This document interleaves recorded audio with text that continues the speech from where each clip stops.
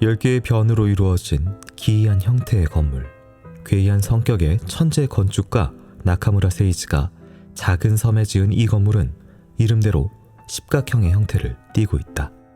한 해 전 이 섬에선 4명이 목숨을 잃는 끔찍한 살인사건이 벌어졌다. 그리고 파도를 헤치며 섬으로 향하는 배 한 척. 배에는 대학교 미스터리 연구회 멤버 6명이 타고 있다. 이들은 십각관에 일주일간 머물기로 하는데 얼마 뒤 다시 시작되는 살인극. 범인은 마지막 한 명이 죽을 때까지 멈출 생각이 없어 보이는데 과연 범인은 누구이며 왜 하필 십각관에서 다시 살인극을 벌이는 것일까? 크라임워처 오늘 다룰 작품은 십각관의 살인입니다.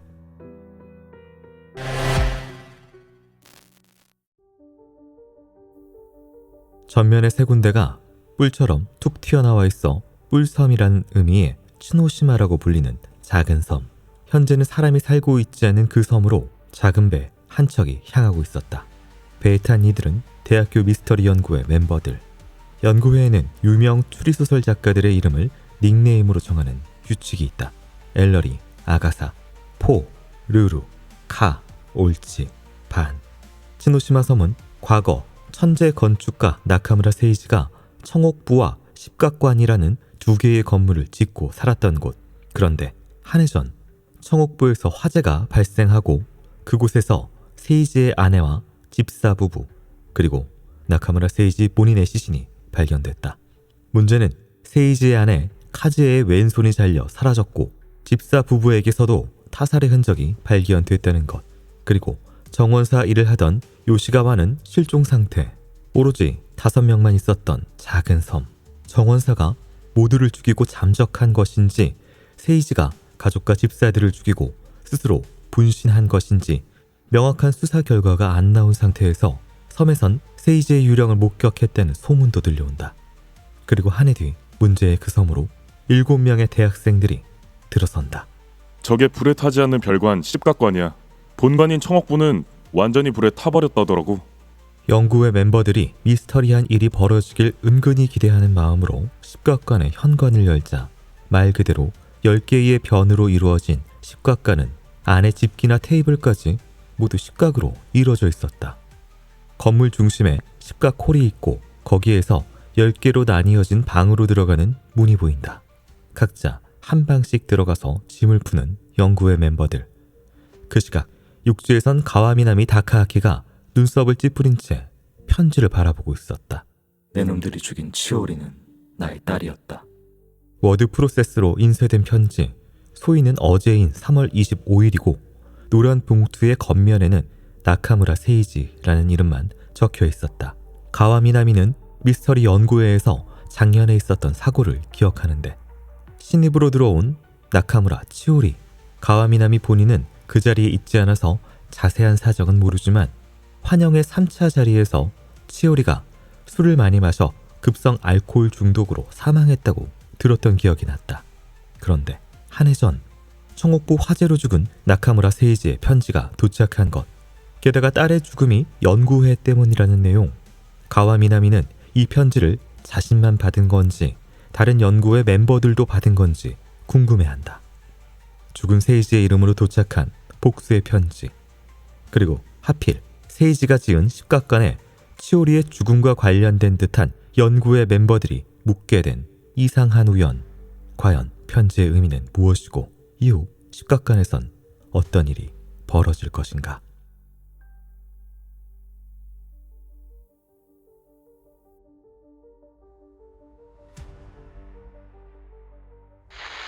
안녕하세요. 영화 하다가 프로파일링 방송 PD도 하고 있는 김보들입니다. 네, 안녕하세요. 심야교통 닥터 프루스트를 그리다가 이제는 모든 스토리에 대해 관여하고 있는 이종모입니다. 네. 자, 어쨌든 저희가 이 방송이 아마 겨울에 나갈 것 같은데 겨울에 딱 읽기 좋을 만한 추리소설이 뭘까 하다 고르다가 네.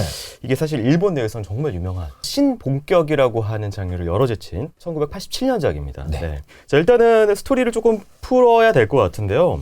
이거는 책 자체 표지에 네. 내가 주인공이야 그러고 건물 하나가 딱 있어요. 맞습니다. 십각관이라고 하는 건물에서 벌어지는 일이죠. 약간 그 미색 벽에 네. 푸른색 지붕이 얹어져 있는 일종의 살인을 위한 무대처럼 보이는 어떤 기묘한 건물이 딱 나와 있죠. 네, 그래서 이 츠노시마라고 하는 뿔섬이라고 하는 곳에 네. 굉장히 작은 섬이에요. 근데 거기에 건물이 딱 2개가 있는데 하나는 탔고 청옥부라는 곳은 탔고 그다음에 이제 식각관만 남아 있는데 그렇습니다. 과거에 탄 일이 뭔가 살인 사건과 연관이 돼 있다.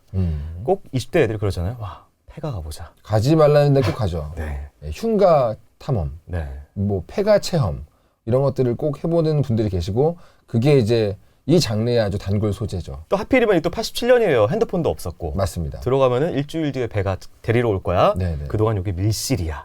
이러고 시작을 하죠. 되게 재미있는 도입부였다고 생각하는 게 이 십각관을 향해 가고 있는 이 MT 멤버는 사실은 미스테리 동호회 소속이잖아요. 네, 각자 이제 유명한 추리소설 작가 이름을 자기의 어떤 이명처럼 쓰고 네. 별명처럼 쓰는 그런 곳인데 엘러리 큐네스 따온 게 엘러리라는 인물이 있잖아요. 네. 그 엘러리의 첫 대사가 너무 재밌었어요. 네, 왜냐면 옛날에는 뭐 폰도 없었고 통신도 느렸고 네. 그렇기 때문에 이런 어떤 본격 추리라는 것이 가능했지만 지금 같은 시대에는 다 전화로 소통되고 그런 상황에서 과연 이 추리 같은 것이 의미가 있을까? 이런 얘기를 자기 장르에 대한 스스로의 디스를 하면서 시작한단 말이죠. 네. 그게 재밌었어요. 네. 그러니까 신본격이라고 하는 게 원래 예전에는 진짜 말 그대로 코난 도일, 네네. 범인하고 탐정하고 막 두뇌 플레이하고 이런 장르였잖아요. 그렇죠. 야가스 근데, 크리스티라고 하는 뭐. 근데 이제 장르가 일본에서 잠깐 틀어지면서 사회의 문제가 녹아서 이 범죄가 벌어진 것이다라는 그렇죠. 것을 고발하는 듯한 사회파 장르가 나왔는데 네네. 야 그거 지겹다. 나는 그냥 두뇌 싸움이 좋아. 네. 라고 대사로 얘기를 해요. 맞아요. 엘러리가. 순수주의자라고 스스로를 얘기하죠. 네. 뭐 자고로 탐정과 뭐 살인마 네. 그리고 밀실과 트릭이 전부지 이렇게 얘기를 하지 않습니까? 그러면서 그 밀실이 될 수 있는 십각관으로 이 멤버 6명이 가는데 네네. 밀실에는 이미 한 명, 반이라는 친구가 기다리고 있죠. 그렇죠. 감기가 걸려서 우리 백부님한테 겨우 빌렸어 이러면서. 네네네. 그래서 7명이 방이 이 안에 7개가 있는데 한 방씩 들어가서 묵으면서 과연 누구부터 죽을까? 그렇죠. 이런 게임이죠. 그렇습니다. 네.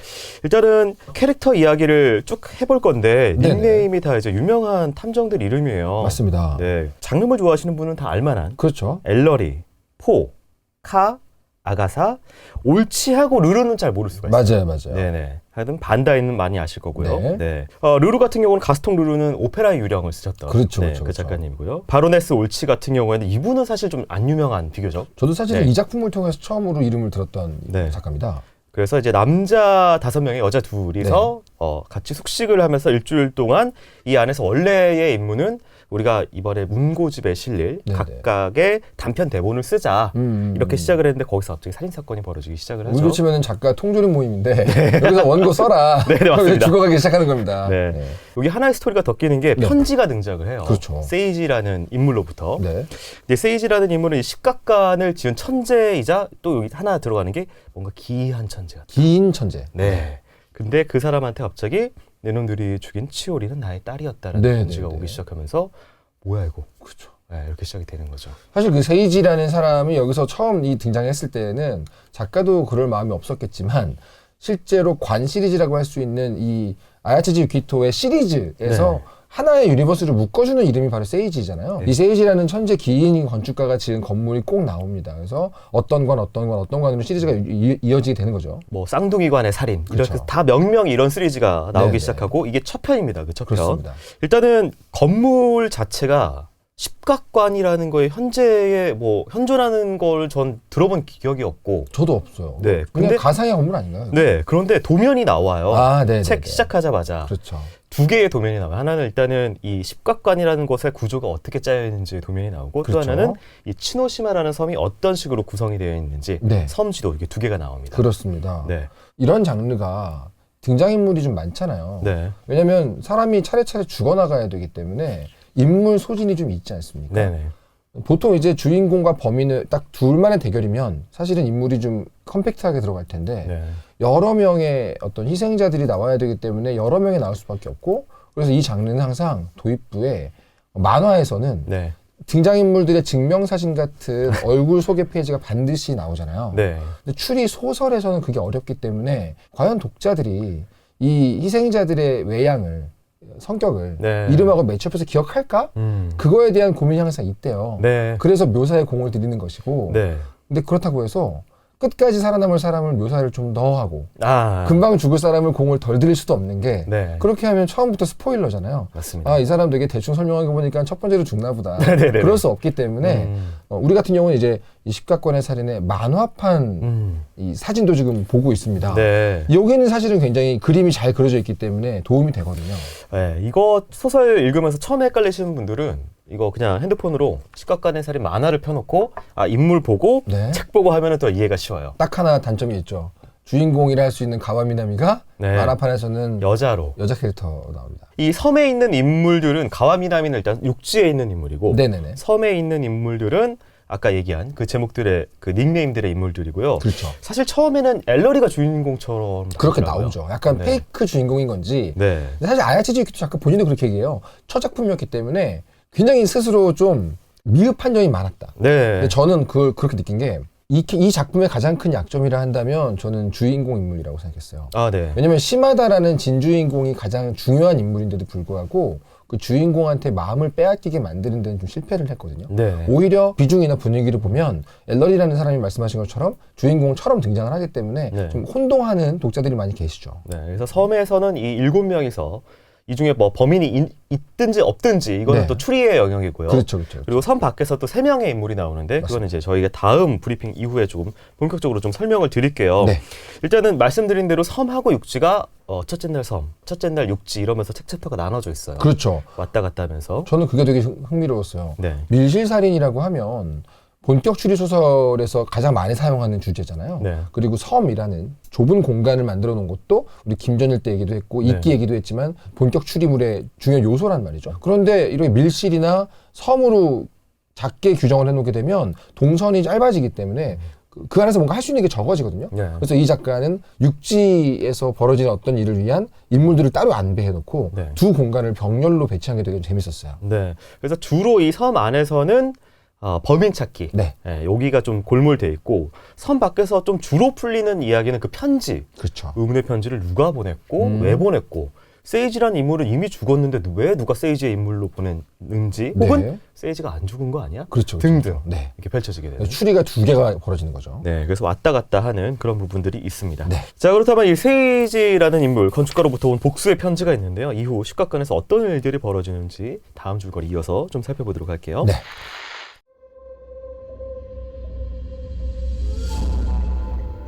십각관에 어둠이 내리고 올치는 마음이 불편해 잠을 자지 못하고 있었다. 그녀에게 이번 여행은 특별한 의미가 있었다. 치노시마 섬이 자신들의 실수로 죽은 그 아이 나카무라 치오리의 고향임을 알고 있었기 때문.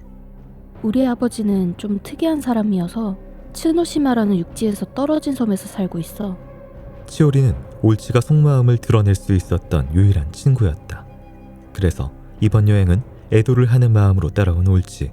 여러 가지 복잡한 마음으로 잠을 설치다 눈을 떴을 때는 햇빛이 들어오고 있었다. 아침 8시. 세면도구를 챙겨 방을 나온 올치는 중앙 홀에 있는 십각형 테이블에 뭔가 올려져 있는 것이 보였다. 그건 세로 5cm, 가로 15cm의 플라스틱 조각 7장. 거기에는 각각 빨간 글씨가 적혀 있었다.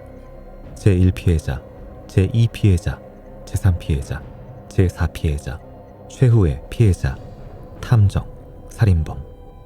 잠시 후 홀에 모인 7명의 연구회 멤버들. 헬러리가 입을 뗐다. 대담한 농담이군. 누구 소행이야? 엘러리 선배 본인 아니세요? 난 아니야, 루루. 카 아니면 아가사겠지? 난 몰라. 아가사가 미간을 찌푸렸다.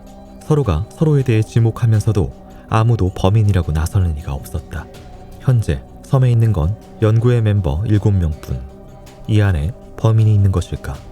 한편 그 시각 육지에선 전 연구회 멤버 가와미나미가 시마다 기요시와 함께 나카무라 세이지로부터 온 편지의 진실을 찾기 위해 움직이고 있었다. 이들이 찾은 곳은 츠노시마에서 살인극이 벌어질 때 사라진 정원사 요시가와의 자택. 문을 열고 나타난 요시가와의 아내는 잔잔한 무늬 기모노 차림의 겸손한 여자였다. 저 부인, 부군이 어딘가에 살아계실 가능성은 아직... 아니요? 하지만 이건 분명히 말씀드리고 싶군요. 남편은 절대로 그런 무서운 짓을 저지를 사람이 아니라는 것을. 그럼 나카무라 치오리 씨를 아시는지요? 어릴 적 얼굴은 지금도 분명히 기억하고 있습니다. 아버지인 세이지 씨는 어땠습니까? 딸에 대해서. 세이지님은 아이를 그렇게 좋아하지 않았던 것 같았습니다. 2시간가량 대화를 나눈 후 돌아가는 차 안. 시마다는 세븐스타를 입에 물었다. 시마다 씨, 범인에 대해서 짐작 가는 게 있으세요? 한 가지 생각을 갖고 있긴 해. 때가 되면 이야기할게. 오늘 일을 모리스에게 보고해야겠지. 아, 그렇군요. 시마다는 눈을 가늘게 뜨면서 입을 열었다. 모리스, 괜찮은 이름이야.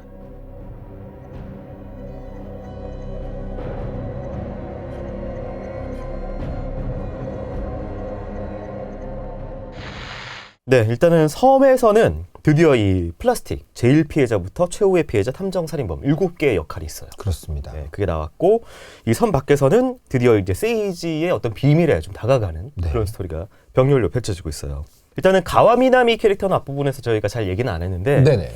가와미나미가 이제 그 일본상에서 이 한자를 쓰고 또 발음도 다르고 막 이런 게 있잖아요. 네, 그렇죠. 근데 이게 코난 이라는 발음 가와미나미가 그 강남인데 네. 한자로 강남인데 코난이라고 이 발음이 돼서 네네네. 이 사람의 닉네임은 도일인데 사실 도일하면 진주인공이잖아요. 그리고 또 모리스 쿄이치라는 인물이 또 둘이서 그렇습니다. 나옵니다. 그래서 이 두 명의 동호회에서 작년에 그 사건 이후로 밖으로 나온 친구들이 있고 네네. 아직 있는 친구들은 그 섬에 갔고 얘네들은 밖에 나와 있기 때문에 그 섬에 안 따라간 그런 상황인데 또 시마다 기요시라고 하는 마르고 키가 크고 어딘가 좀 예민하고 그리고 이런 좀 인물로 나와요. 독특하고 괴팍하고 하지만 네. 재미있고 흥미롭고 온갖 것들을 설명할 수 있는 사람이기도 하죠. 네, 논리력도 굉장히 뛰어난 진 네. 탐정이 나오고요. 그래서 이 세 명이서 뭔가 밖에서 이 세이지의 편지에 대해서 좀 오지랖이죠. 그렇죠. 실제로 그때 죽은 사람 뭐 부인한테 가가지고 네네. 어땠나요? 물어보고 막 이렇게 하는 추리에 미친 애들이라서 음. 막 그런 행동을 하고 다니는 게 맞습니다.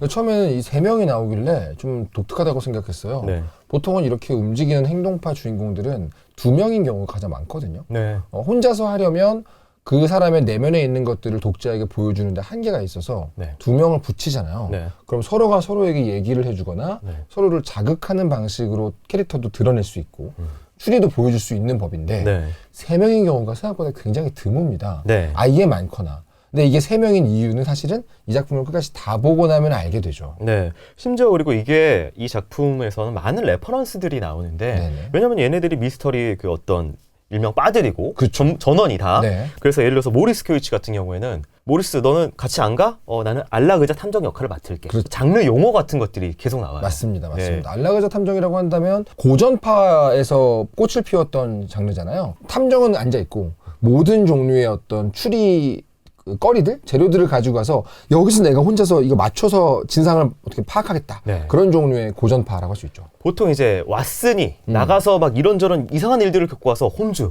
이런 일들이 있었는데 그러면은 앉아가지고 막 설명을 하는 그렇죠, 네, 그렇죠, 그런 그렇죠. 역할인 거죠. 네. 그래서 이런 장르들이 많이 나오는데 특히나 이제 대놓고 약간 우리가 생각나는 거는 그리고 아무도 없었다라는 네. 장르. 그러니까 한 명씩 죽고 마지막에 아무도 안 남는 그 전설의 추리소설이 여기서 중요 레퍼런스로 쓰이죠. 인디언 인형 시리즈로 알고 있는 네. 아가사 크리스티의 최고 역작 중에 하나죠. 네. 그래서 이제 이렇게 팻말도 제1 피해자부터 제4 피해자가 있고 흥미로운 거는 최후의 피해자가 있어요. 맞아요. 네, 그러니까 제5 피해자가 아니에요. 네. 최후의 피해자 그리고 탐정 살인범이 있는데 이 와중에도 얘네들은 미스터리에 미친 애들이니까 네네. 혹시 탐정이 꼴 살인범 아니야? 그러면서 장르적인 그런 얘기를 많이 하더라고요. 그러니까요. 이 희생자들의 면면을 미스터리 동호회로 삼았다는 것도 전 되게 흥미로웠던 게 네. 이런 밀실 같은 데다가 사람들을 넣어놓고 한 명씩 죽어 나가게 되면 그 사람들의 반응을 끌어오는데도 되게 한계가 있거든요. 네. 당연히 전부 다 공포에 빠져야 정상이잖아요. 그런데 미스테리 동호회 멤버들이라는 설정 때문에 조금 더 능동적으로 추리를 하고 리액션을 보여주는 그림이 나왔던 게 아닌가 네. 그런 생각이 들었어요. 그리고 이제 청옥부라고 했던 이 섬에서 사실 메인 건물은 청옥부였고 네네. 별관 같은 게 십각관이었는데 네. 이 세이지가 청옥부에서 과거에서 벌였던 살인 사건이 나오죠. 이 이야기가 시작되는 시점에서는 이미 과거 일이고 네. 뭐 뉴스의 기록이라거나 신문의 기록으로만 언급되는 사건인데 이 세이지라는 사람이 과거에 청옥부에서 자기 아내 그리고 집사 부부를 죽이고 본인도 몸에 기름을 뿌려서 화재로 자살을 한 그런 네. 사건입니다. 그 와중에 이제 정원사였던 한 사람은 끝까지 시신이 없어요. 시신 없어요. 실종 처리가 된 상태. 네. 그런 식의 어떤 괴담이라면 괴담, 그리고 끔찍한 살인 사건이라면 살인 사건이라 할 수 있는 것이 이 청옥구에서 벌어졌던 과거의 네. 기록이죠. 1년 전에 있었던 일이고 네. 여기에 다시 가니까 이제 불탄 터만 있고 그렇습니다. 시각관만 있어서 시각관에서 머물게 되는 것인데 그런데 여기 있는 인물들에게 전달받은 편지에 네. 치오리는 나의 딸이었다라는 그 편지에 이 이름이 이 죽은 것으로 알려져 있는 세이지의 이름이 써있기 때문에 여기서부터 육지에 있는 3인방의 추리가 시작이 되는 것이죠. 네, 그러니까 미스터리가 군데군데 많은데요. 예를 들어서 지금 모리스의 추리 중에 하나가 네. 야 너무 시신 훼손이 많이 됐는데 세이지 불탄 시신이 그렇죠. 그게 세이지라는 뭐 증거가 확실한 증거가 있어? 아, 뭐 이런 추리도 하고요. 이것도 정말 유명한 네. 시신 바꾸기 트릭이라고 하잖아요. 네. 이 장르에서는 정말 많이들 사용하는 네. 제가 참 좋아하는 작품에도 이 시신 바꾸기가 많이 나와요. 저는 하나 꼽으라 그러면 늘 용의자 X의 헌신을 꼽는 네. 편인데 네. 여기에서도 역시 미스터리 동호회 전 부원답게 그게 세이지의 시신이라는 증거가 있어 라는 얘기가 바로 나오죠. 왜냐하면은 또 그 정원사가 사라졌는데 그렇죠. 사실 정원사가 개고 세이지는 살아남아서 지금 그렇죠. 이 편지 보내고 있는 거 아니야? 네. 이런 추리도 하나 하고요. 이것도 사실은 그 당시 시절이었기 때문에 가능했던 트릭인 것이 네. 지금은 사실은 완전 전소가 된다고 하더라도 네. DNA 검식을 할 수가 있는 시대잖아요. 네. 그래서 추리야말로 과학기술과 문명 발전과 함께 정말 많이 변하는 장르인 것 같아요. 근데 이게 재밌어요 이런 게. 맞아요. 네. 이거 검사에서 딱 나오면 너무 식상하지, 너무 뻔하고. 그래서 네. 이 고전 클래식 좋아하시고 신본격 추리 좋아하시는 분들이 네. 요즘 같은 상황에서의 경찰력, 이 어떤 형사 시스템 네. 이거에 대해서 되게 그럼 안 되는데 네. 되게 아까워하고 속상하는 분들이 계세요. 네. 조금 더 로망이 없다. 요즘에는. 아, 물론 실제 범죄에서 그러면 안 되지만 네. 이 픽션 안에서는 그런 옛날에 그런 재미가 없다고 말씀 많이 하시죠. 네. 그리고 또 한 가지 1년 전 비슷한 시점입니다. 네. 그러니까 이 가와미나미하고 모리스 쿄이치가 이 동호회를 나오게 된 이유 중에 하나가 네. 이 진짜 치오리가 죽었는데 얘가 무슨 뭐 동호회 모임하고 2차, 3차를 갔는데 3차에서 뭐 급성 알코올 뭘로 죽었다, 중독으로 죽었다 이런 식으로 나오는데 그렇습니다. 자세하게 상황이 안 나와요. 맞아요. 뒤쪽에서 자세히 나올 거라고 생각하고 보시는 분들은 조금 실망하실 수도 있습니다. 끝까지 안 나와요. 네, 뭐 정말로 이렇게 못 먹겠다는 사람 턱을 붙잡고 술을 들이부었는지 뭐 야만적인 대학 동호회 문화 때문에 뭐 과음을 시켰는지 그런 것들이 안 나오고요. 네. 그냥 되게 안타까운 사고 정도로 그냥 묘사가 되거든요. 네. 그 부분이 전 좀 아쉽긴 했어요. 네, 그래서 사실 그리고 또 하나 이 섬의 십각간에 있는 7명도 네. 그것에 대해서 명확하게 뭐 얘기를 안 해주고 혹시 그 치오리가 뭐 이런 식으로 해서 뭔가 있는 듯한 뉘앙스만 전달하지 네. 설명은 안 해주더라고요. 그러니까 어떤 죄책감이라거나 꺼림칙한 마음 이런 것들을 위한 장치로 쓰이지만 명확하게 어떤 묘사가 된다거나 하는 건 나오지 않죠. 네. 십각간의 살인이 여러 가지로 의미 있는 작품이긴 하지만 작가 본인도 늘 얘기를 하는 것이 네. 셀프 디스를 많이 하시거든요. 네. 나의 데뷔작은 참 이런저런 면에서 구멍이 많았지라고 말씀 많이 하시는데 그런 부분에 아쉬움이 좀 있죠. 22살에 쓴 작품이고 그걸 개작한 거라서 아, 22이었군요. 네, 그래서 거의 한 26인가에 개작한 게 나온 버전이어서 좀 많이 부족한 네. 그런 부분이 있습니다. 네네. 네.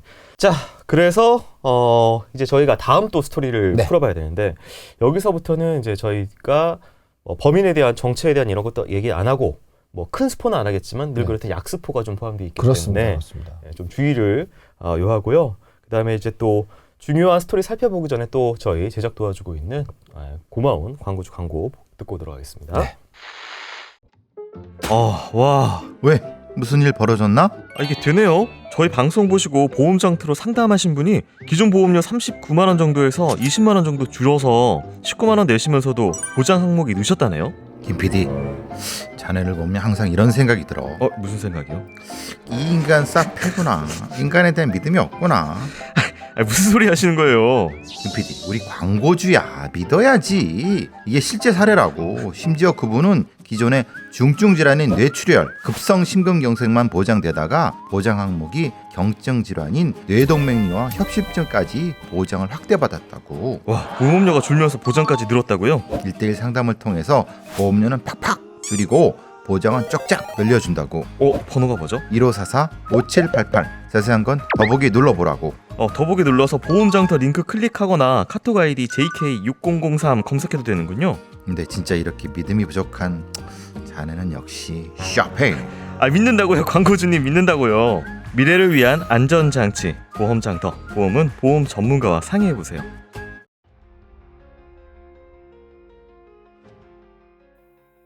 십각관에서의 셋째 날, 아가사는 시계를 보고 놀라서 일어났다. 벌써 정오. 검은색 블라우스 위에 베이지색 점퍼와 스커트를 입고 세면도구와 화장품 손가방을 챙겨 방을 나선다. 세면장에서 정성을 들여 얼굴을 씻고 화장을 끝낸 후 홀로 들어와 테이블을 치운다. 그때 시선을 들어 하얀 문 위에 있는 어떤 물체를 본다. 순간 얼굴에서 핏기가 사라지는 걸 스스로 느낄 정도였다. 그건 플라스틱 조각이었다. 제1피해자. 아가사는 홀이 떠나갈 듯 비명을 질렀다. 콰닥하는 소리와 함께 카가 방문을 열고 튀어나왔다. 카의 눈에 들어온 문에 걸려있는 플라스틱 조각. 누구 방이야? 옳지에. 순간 튀어나가 방으로 달려간 사람은 의학부 3학년의 포였다. 문은 잠겨있지 않았고 거칠게 문을 열고 안으로 들어서자 어두운 방에 창틈으로 비치는 햇살이 날선 칼날처럼 어둠을 가로지르고 있었다. 벽에 붙은 침대 위 그녀는 조용히 누워있었다. 가슴까지 단정히 덮여있던 모포. 옳지의 얼굴엔 검은 카디건이 올려져 있었다. 포를 따라 방으로 들어오려는 일행에게 포가 외쳤다. 오지 말아줘. 제발 부탁이야. 이 얼굴 보지 말아줘. 포, 옳지는? 반이 물었다. 죽었어. 교살이야. 거짓말. 아가사가 비명을 질렀다. 정말이야 아가사. 현장을 보존해야 하니까 잠그는 게 낫겠어. 우린 어떤 의미에서 살인사건의 전문가라 할 수 있어. 보다 자세히 현장 조사를 하게 해줘야지. 카가 따지자 포가 파랗게 질린 얼굴로 화를 냈다. 넌 친구의 죽음을 자기 위안으로 삼을 생각이야? 경찰에게 맡기면 돼. 무슨 잠꼬대 같은 소리야? 경찰이 언제 오는데? 남은 4일간 통신 연락이 두절이라고. 그 플라스틱 조각 기억하지? 경찰이 여기 올 때쯤은 살인범과 탐정을 제외한 전원이 죽게 되어 있는 것도 몰라? 남은 6명의 의견은 분분했고 서로가 서로를 의심하는데 엘러리가 주먹으로 테이블을 쳤다. 역시 우리는 범인을 찾지 않으면 안 돼. 포, 네가 본 것을 말해줄 생각은 없어? 옳지는 목이 졸려 죽었어. 나일론 끈이 감겨 있었고 저항은 없었어. 머리를 맞은 흔적이 없는 걸로 봐서 먼저 기절한 것도 아니야. 단 한 가지 이해 못할 일은 뭔데 그게? 범인은 무슨 생각인지 사체를 깨끗하게 침대에 눕혀두었다는 거야. 이불을 잘 정리한 다음에 피해자의 카디건을 얼굴에 덮었어. 문제는 옳지 사체에는 왼쪽 손목이 잘려나가고 없었다는 거야. 그게 무슨 말이니, 포? 과거 나카무라 카즈에처럼 왼손이 사라졌다고. 죽은 다음에 잘랐을 거야. 심장이 움직일 때 잘랐다면 그 정도 출혈로는 그치지 않았을 테니까.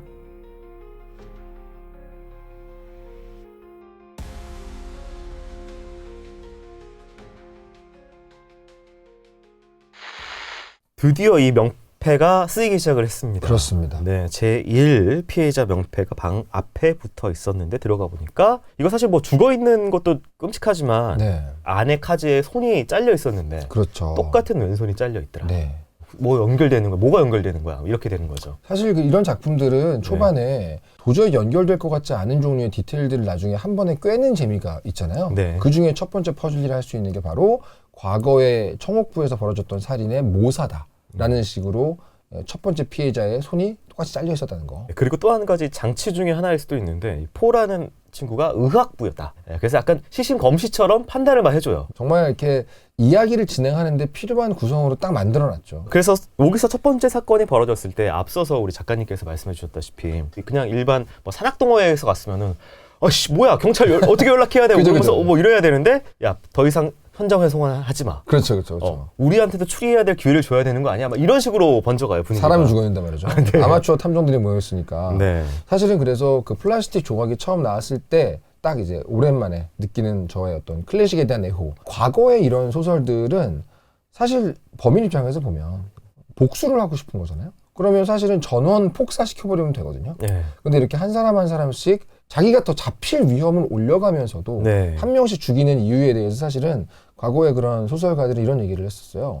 범죄자에게 주어진 어떤 유일한 권한은 네. 징벌할 권한이고 아. 그 징벌성을 극대화하려면 절대로 연쇄성이라는 것이 필요하다. 그래서 이렇게 1피해자부터 끝까지 이렇게 순서대로 죽이는 방식은 이 징벌성을 되게 오랜만에 느끼게 해줘가지고 좋았어요. 왜냐면 그게 뭘 벌하고 싶은 건지가 이제 육지에서의 탐정들의 그런 거하고 섞여면서 하나하나씩 우리도 궁금하고 미스터리가 하나씩 까지는 기분도 같이 들고요. 그렇죠, 그렇죠. 네. 그렇죠. 사실은 이 두뇌 싸움이나 추리 트릭 이 장르에서 굉장히 오랫동안 갑론을박이 있긴 했었어요. 제가 알기에도 네. 중요한 건 두뇌 싸움이다 쪽과 중요한 건 인간의 서사다. 그 두 가지를 결국 잘 맞춘 사람들이 지금 거장이 됐긴 했지만 그 당시에 나왔던 유명하지 않았던 소설들을 쭉 보다 보면 정말로 캐릭터나 서사는 없이 모바일 게임 하듯이 그 퍼즐 맞추는 재미만으로 꽉 차 있는 작품들도 있고요. 네.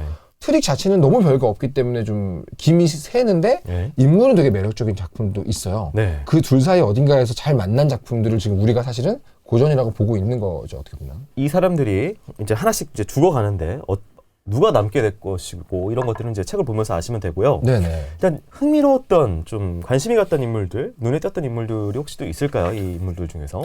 처음 딱 보면 주인공 같이 보인다고 하는 그 네. 엘러리라는 인물. 지금 기준에서는 이 엘러리를 주인공으로 삼아도 괜찮았을 것 같다는 느낌이 들거든요. 네. 좀 도취적이고 네. 자기애가 좀 있어 보이고. 친구들은 사페라고 약간 놀리는 그런 캐릭터. 그렇죠. 네. 근데 지금 바야흐로 사페적인 면이 돋보이는 주인공의 시대거든요. 그런 시대가 왔죠. 예. 네. 그러다 보니까 지금 단계에서 개작을 한다고 하면 엘러리를 주인공으로 삼아서 개작을 할 수도 있겠다 싶은 느낌이 들 정도로 네. 저는 좀 매력적인 등장이었다고 보고요. 그리고 이제 이 만화판에서도 네, 주인공 외모예요. 맞아요. 작화가. 딱 주인공처럼 그려놨죠. 네. 아니, 대놓고. 네. 그래서 우리가 진 주인공인 줄 알았던 이제 엘러리가 스포는 안 하겠지만 많이 실망했다 끝부분에. 아니 스포 안 될 수 있을까요 이거? 너무 어렵다. 아니 그런 평들이 있더라고요. 아니, 저는 네. 너무 실망했죠. 네. 아니 이렇게 무너지나? 뭐 이런 인물을 느낌으로. 이렇게 소진하나? 네. 여기서 다시 한번 22였다. 네. 작가가. 근데 또 한편으로는 이 만화판에서는 네, 약간 또 각색을 하는데 맞아요. 보완을 해주더라고요. 실제로 엘러리에 대한 실망을 많이 보완해줬다는 평을 받죠. 이 만화가. 네. 깊게 얘기 못하니까 좀 아쉽지만 네. 원작 제 개인적인 추천은 그래서 원작 소설을 이미 한번 읽고 나서 이 만화판을 다시 한번 읽어보시는 게 가장 재미있는 어떤 감상이 될 거라 생각이 들어요. 네, 만화판에 너무 다 미형이야. 맞아요. 친구들이요. 심지어 시마다도 네. 미중년으로 그려놨어요. 원래 시마다는 되게 네. 꼬장꼬장하고 못생긴 깡마른 외모라고 작가가 얘기했는데 네네. 시마다 탐정조차도 네. 매력적으로 그려놨죠. 그래서 이제 육지의 이야기와 섬의 이야기가 드디어 끝부분에서 만납니다. 그렇습니다. 그리고 이제 드디어 십각관이라는 공간 자체에 비밀. 네, 비밀 공간 하나쯤 있을 것이다라고 하는데 비밀 공간이 뭐 나오는 순간도 있고요. 그렇죠. 네. 사실 이제 관 시리즈를 이야기를 하면은 네. 건물 자체가 사실 주인공처럼 네. 표지에 그려져 있고 그 건물의 특성 자체가 뭔가 좀 이야기 자체랑 되게 핵심 트릭이랑 관련 있지 않을까라고 많은 분들께서 상상을 그렇죠. 하시죠. 실제로 이 작품을 보다 보면 왜 이런 종류의 작품에서는 전체 작품을 다 읽고 나서 기억에 남는 인상적인 핵심 트릭, 네. 핵심 장치 몇 개 정도는 있잖아요.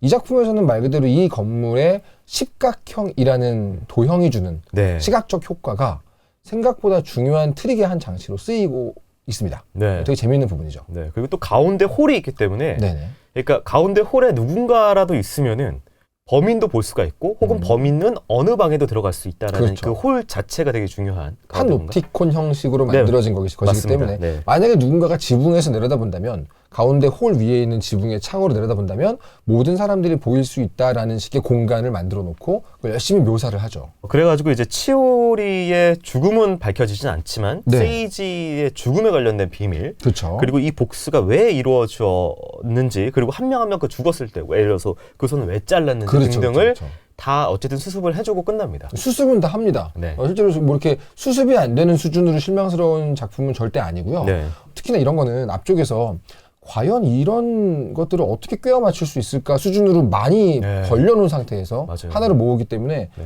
굉장히 만족스러운 소설이었어요. 그래서 이제 이 작품의 주제를 얘기를 하려면 신본격에 대해서 저희가 이제 이야기를 해야 되는데 그렇습니다. 그렇습니다. 일단 지도만 저희가 예를 들어서 츠노시마 전도만 딱 보더라도 신본격의 이제 가장 중요한 도그마라고 해야 될까요? 네네. 그런 것은 본격 장르의 그것을 계승해서 반다이의 원칙 같은 거죠. 그렇죠. 공평한 게임을 해야 된다. 맞습니다. 맞습니다. 모든 증거는 이 책 내용에 이미 다 있어야 된다. 거기에서 거꾸로 가면 배틀로얄물이 됩니다. 네. 일부러 한쪽에 힘과 권력을 몰아준 장르가 네. 일종의 뭐 배틀로얄물과 살인 게임류 네네네. 이쪽이라면 반대로 이제 공정성을 되게 중시해서 끝까지 간 게 반단의 법칙에서 추리물이 되는 것이죠. 네, 그래서 처음에 츠노시마 전도가 이거 섬이 중요한가? 왜 이거 전도까지 있어야 돼? 라고 했는데 네네네.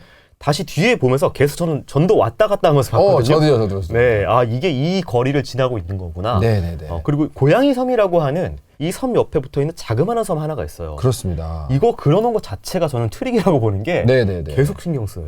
맞아요. 저 계속 섬이. 저기에 누군가가 캠핑을 하고 있지 않을까. 네. 실제로 인물들 그런 추리를 하죠. 네. 중요하지 않지만 계속해서 머릿속에 앵커를 닻을 내려놓은 것 같은 네네. 종류의 떡밥이라고 할까요? 네. 그런 것들이 이 작품도 꽤 나오는데 고양이 섬도 그런 역할을 하는 것 같아요. 이게 저는 이제 다 읽고 나니까 이런 생각이 드는 거예요.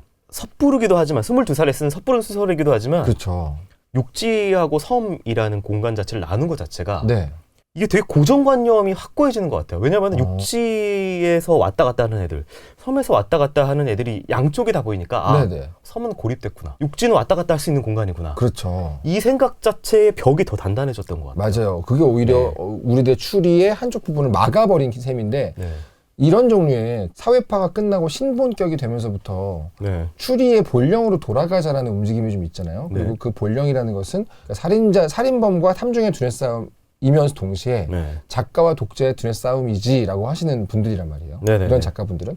그런 면에서 우리가 이 작가의 한 가지 트릭에 완전히 공간적인 트릭에 빠져 들어간 상태로 작품을 보게 된 것이죠. 작가들이 네. 어떤 추리소설 쓸 때 네. 메인 컨셉이랑 가장 중요한 핵심 트릭 몇 개를 딱 떠올리면 네. 얼마나 든든할까요? 그러니까요. 그 공간을 나누자라는 그 어떤 컨셉. 네. 그리고 두 번째로 제가 보기에는 모든 사람에게 유명 추리소설 작가의 이름을 붙이자. 그걸 텍스트 트릭으로 어떻게 쓸지에 대한 아이디어가 딱 떠오르는 순간 이 작품을 다 보시면 무슨 말인지 이해하실 네. 중요한 트릭이 이런 호칭이 또 있거든요. 네. 그걸 처음 떠올린 순간 네. 이 아야치 지키토라는 작가는 얼마나 신났을까. 근데 사실 그 호칭 트릭은 네. 이거 둘이 같이 썼대요. 동호회. 본인이 실제로 교토대학에서 이 미스테리 동호회였는데 그때 이제 여자 부원이랑 같이 이걸 썼는데 그랬죠. 그 서술 트릭은 여자 부원이 생각을 해낸 것이다. 그래서 항상 그거를 얘기를 하더라고요. 자, 그래서 이제 좀 작품 좀 정리를 해야 되는데 네. 뭐가 이제 가장 인상적이었고 어떤 작품이었다. 저는 네. 만드는 사람이다 보니까 역산하는 걸 되게 좋아해요. 네. 그러니까 최종적인 결과물을 보고 역산을 해서 첫 번째 아이디어는 어떻게 시작됐을까? 어떤 과정을 거쳐서 이 작품을 썼을까라는 걸 많이 거슬러 올라가는, 방금 얘기했듯이 특정한 건물의 구조 그리고 공간적인 어떤 배경, 네. 이름 트릭, 어떻게 보면 이 작품은 그 컨셉 세 가지가 핵심인 거잖아요. 네. 그 세 개의 컨셉들이 가장 인상 깊었죠. 반면에 네. 이런 작품에서 가장 중요한 건 인물들이라고 할 수 있는데 네. 캐릭터적인 부분이 되게 아쉬웠다. 저 같은 경우에는 제가 언젠가 한번 그 사료계에 이르는 병 언급을 하면서 그랬죠. 제가 진짜 서술 트릭 극혐한다고 되게 싫어하신다고 하시잖아요. 네, 얘기를 한번 했었죠. 그리고 저도 이 책이 사실 십각관 살인이라고 하면은 네. 건물 자체가 굉장히 주제랑 맞닿아 있어야 된다라고 저는 생각을 하는데 그렇죠. 근데 이 십각관 자체가 맥거핀이었다. 이게 이게 약간 너무 농락당한 기분이었어요. 사실 네. 다 보신 분들은 아시겠지만 사각형이나 오각형이면 할 수 없는 네. 십각형 정도 돼야지만 네. 가능한 하나의 트릭을 위해서 네. 만들었다고도 볼 수 있기 때문에 조금 김새는 부분이 있죠. 그래도 다 읽고 나니까 네. 그래도 다 수습은 해주고 끝냈으니까 그럼요. 이 정도면 뭐 충분히 읽은 시간에 대한 보상이 있다. 그리고 이 작가님이 네. 이제 슬슬 본인의 첫 작품이자 유명 작품인 십각관의 살인, 이 작품에 대해서 이 작가님이 셀프 디스하는 재미로 약간 사시는 게 있어요. 네네네. 네, 그 부분은 좀 재미있죠. 워낙 SNS를 즐겨 하시는 작가님이기 때문에 네. 좀 찾아보신다면 작가 본인은 이 작품을 어떻게 평하고 있는가에 대해서도 보실 수 있을 거라고 생각합니다. 그리고 어쨌든 이게 시작됐기 때문에 이후 관 시리즈가 나올 수가 있게 됐고 뭐 여러 가지 건물들이 있어요. 실제로 네. 이 작품을 거듭할수록 세이지라는 건축가의 건물을 어떻게 활용할지에 대한 아이디어도 조금씩 다듬어지는 면이 있습니다. 네. 조금 더 작품에서 맥커핀 이상으로 쓰게 되고 네네. 더 흥미롭게 쓰는 경우가 생기기 때문에 저는 그 정도로도 충분한 의미가 있지 않나 이 작품. 네, 그래서 원형을 보는 의미로서는 굉장히 좋은 작품이고 남들은 어떻게 읽었는지도 궁금하잖아요. 제가 이거 이렇게 읽었는데. 그렇죠. 네. 특히 이런 추리소설이야말로 다른 독자들의 반응이 되게 재미의 요소거든요. 네. 이 영상을 보신 분들 중에서 혹시 이 영상으로 인해서 십각관의 살인을 보시는 분들이 계시다면 네. 댓글로 한번 여러분들의 반응, 네. 감상 같은 것들을 좀 적어주시면 감사하겠습니다. 너무 궁금해요. 진짜요. 네. 저만 이렇게 서술 트릭에 분개하는지.